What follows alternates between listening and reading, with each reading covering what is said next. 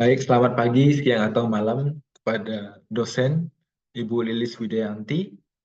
Kenalkan, nama saya Primus Hidroponus Kerans. Pada kesempatan kali ini, dengan NIM 2202-135 dari Prodi Sistem Komputer. Pada kesempatan kali ini, saya akan mengerjakan UAS dari mata kuliah Statistika dan Probabilitas, yaitu mereview jurnal. Jurnal yang akan saya review ini adalah analisis perhitungan dalam penerapan konsep distribusi peluang diskrit dan statistika deskriptif dari Muhammad Taufik Rahmat, Rianita Puspasari dari Universitas Singa Perbangsa Karawang. Jurnal ini saya temukan di Sinta 3, website Sinta 3, di Jurnal Pendidikan Matematika Judika Education. Oke, saya akan langsung mulai saja. Saya membuat PPT juga dari jurnal yang saya review ini. Jadi pembahasannya lebih ringkas dan lebih cepat. Untuk latar belakangnya, pandemi COVID-19 memberikan dampak besar terhadap sektor kesehatan termasuk pada tingkat pelayanan dan kedatangan pasien di fasilitas kesehatan seperti klinik, Medika Pratama Belanakan. Penurunan kualitas dan akses layanan kesehatan menimbulkan berbagai permasalahan yang perlu dianalisis secara kuantitatif. Oleh karena itu, penelitian ini menggunakan pendekatan statistika deskriptif dan peluang diskrit untuk memahami kondisi pelayanan klinik secara ilmiah. Statistika menjadi alat penting dalam mengolah penyajian dan menarik kesimpulan dari data real, sehingga mampu memberikan gambaran yang akurat dan bermanfaat sebagai dasar pengambilan keputusan dalam meningkatkan mutu layanan kesehatan. Nah, metode penelitiannya yaitu penelitian ini menggunakan pendekatan kuantitatif dengan data primer yang diperoleh melalui wawancara dan observasi langsung di klinik Medika Pratama Belanakan. Data yang dikumpulkan mencakup riwayat pelayanan dan informasi umum pasien. Teknik analisis yang digunakan adalah statistika deskriptif seperti mean, median, dan standar deviasi. Dan deskripsi peluang diskrit meliputi deskripsi binomial, Poisson, multinomial, geometri, dan binomial negatif. Perhitungan dilakukan secara manual dan juga menggunakan bantuan software statistik seperti SPSS untuk memastikan validitas dan konsistensi hasil analisis. Ini untuk metode penelitiannya. Untuk proyek penelitiannya ini biasa dari mulai studi literatur, mencari 10 jurnal minimal, perumusan masalah, penentuan tujuan, survei lokasi penelitian, pengumpulan data, pengolahan data, apakah data sudah sesuai, jika belum sesuai akan kembali ke survei lokasi penelitian, jika iya, analisis data, kesimpulan, dan selesai. Terus selanjutnya, nah untuk selanjutnya itu tujuan penelitian ini. Tujuan penelitiannya ada 4, yaitu menganalisis perhitungan dalam penerapan konsep statistika deskriptif dan distribusi peluang diskrit sebagai alat bantu dalam memahami permasalahan yang terjadi di bidang pelayanan kesehatan selama pandemi, khususnya di klinik Medika Pratama Belanakan. Yang kedua, yaitu mengetahui kondisi pelayanan klinik berdasarkan data real terhadap kedatangan pasien, waktu pelayanan, dan jumlah pasien harian dalam pendekatan statistik yang terstruktur. Untuk yang ketiga yaitu membuktikan kesesuaian antara hasil perhitungan manual dan hasil menggunakan aplikasi statistik SPSS untuk mengetahui tingkat akurasi dan validitas data yang diperoleh. Dan untuk yang keempat yaitu memberikan gambaran kuantitatif terhadap fenomena layanan kesehatan menggunakan berbagai model distribusi peluang seperti binomial, Poisson, multinomial, geometri, dan binomial negatif sebagai dasar pengambilan keputusan dan penyusunan strategi peningkatan layanan.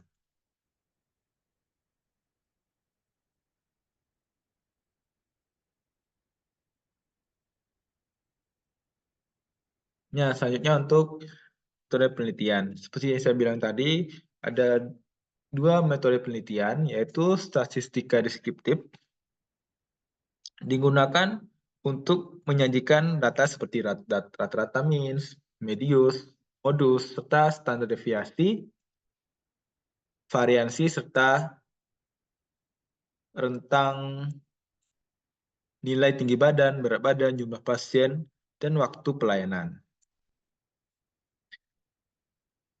Yang kedua ada distribusi peluang diskrit, yaitu meliputi penggunaan model, distribusi binomial, multimonial, Poisson, geometri, dan binomial negatif.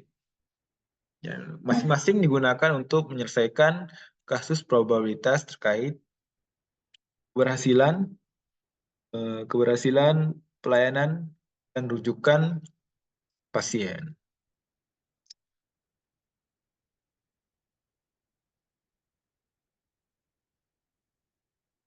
Yang pertama, kita mulai dari contoh statistik dari deskriptif. Seperti ini. Ada beberapa tabel yang sudah kita tahu yang bisa kita ukur langsung secara fisik dan dapat kita ambil datanya secara langsung. Seperti ini, data tinggi badan pasien, berat badan pasien, dan jumlah pasien per hari. Ada tinggi badan rata-rata, min-nya 160,87 cm, mediannya 160 cm, standar deviasi 5,978, variansinya 35,844, minimumnya 191 cm, maksimumnya 110 cm, dan jangkauannya 19. Serta berat badan pasiennya ada rata-rata misalnya 67,33 kilo, mediannya nilai tengahnya 67,5 kilo, standar deviasinya 8,687, serta variansinya 75,471, minimum 50 kilo, maksimum 80 kilo, dan jangkauannya 30. 50 ke 80, 30.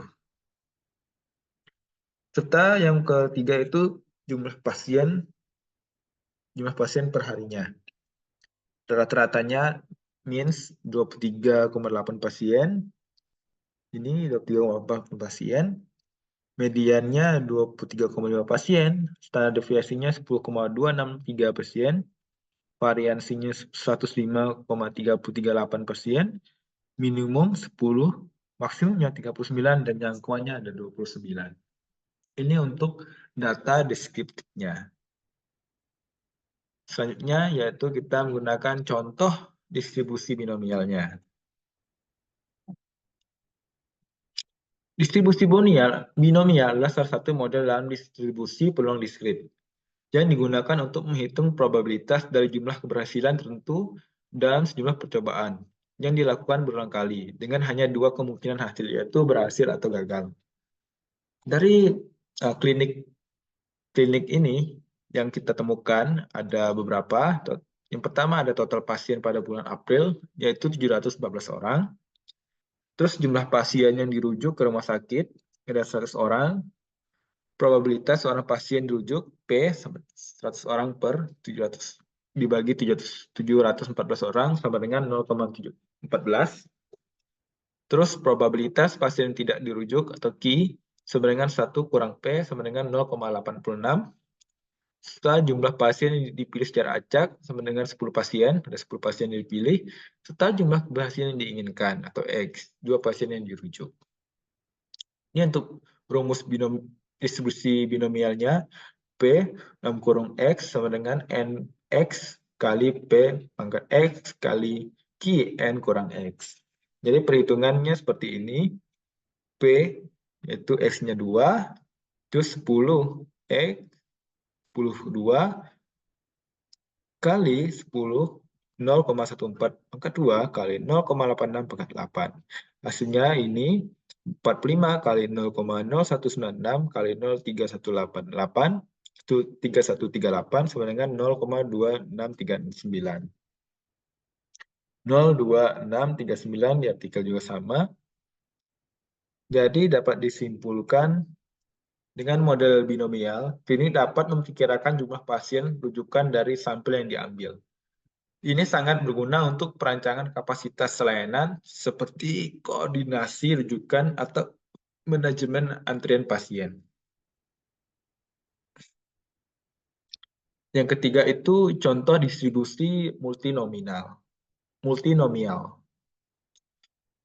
Untuk konteks kasusnya yaitu ada klinik Medika Pratama Belanakan menargetkan 20 pasien per hari.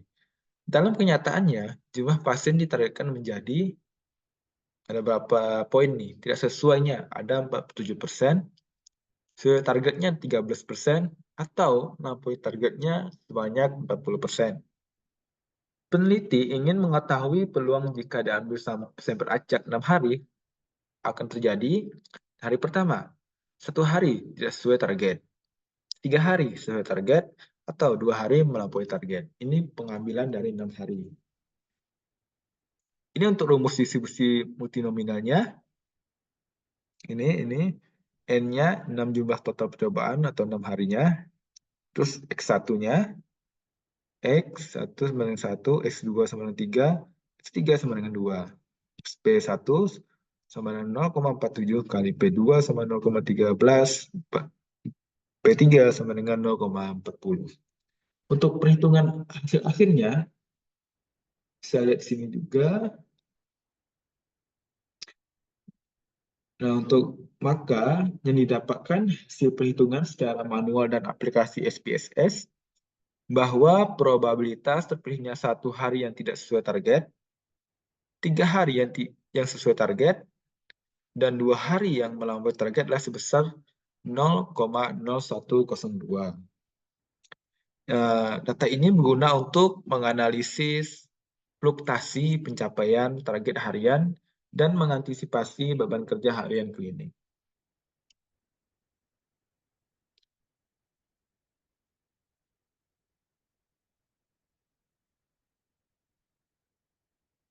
Yang ketiga ada distribusi geometri.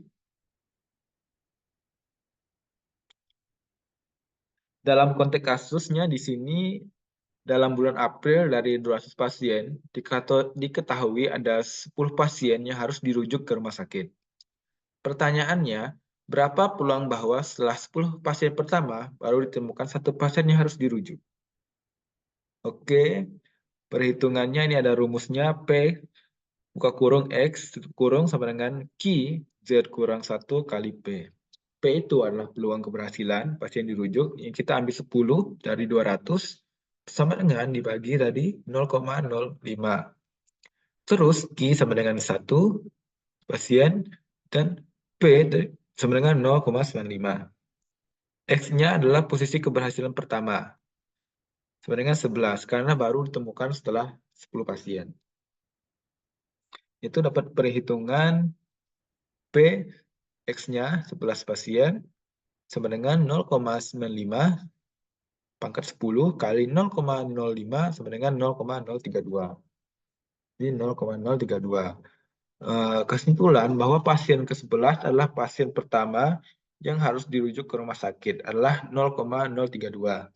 Model ini digunakan untuk memprediksi berapa pasien hingga menemukan kasus tertentu seperti rujukan yang berguna untuk perencanaan logistik atau sistem triase.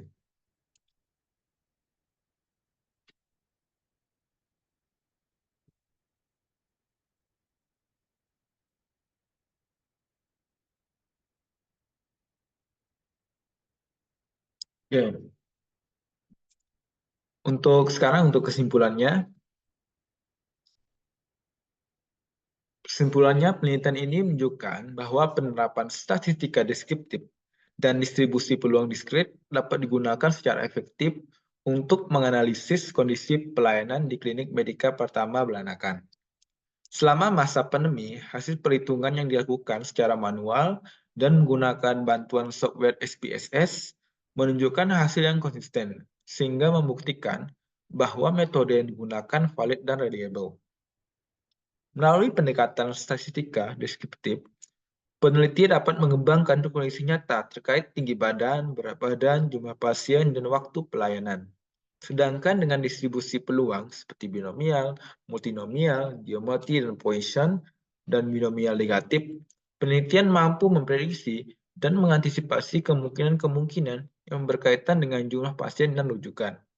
Dengan demikian, model penyelesaian berbasis statistik ini dapat dijadikan alat bantu dalam pengambilan keputusan, perencanaan strategi, pelayanan kesehatan, serta rekomendasi untuk pengelolaan klinik yang lebih baik ke depannya. Baik, itu saja yang bisa saya sampaikan. Kurang lebihnya saya mohon maaf. Dan saya juga mohon maaf jika kata-kata saya kurang jelas atau intonasi saya kurang bagus. Saya minta maaf sebesarnya, semoga apa yang saya sampaikan bisa dipahami. Untuk kurang lebihnya, saya ucapkan terima kasih. Akhir kata, saya izin pamit. Terima kasih.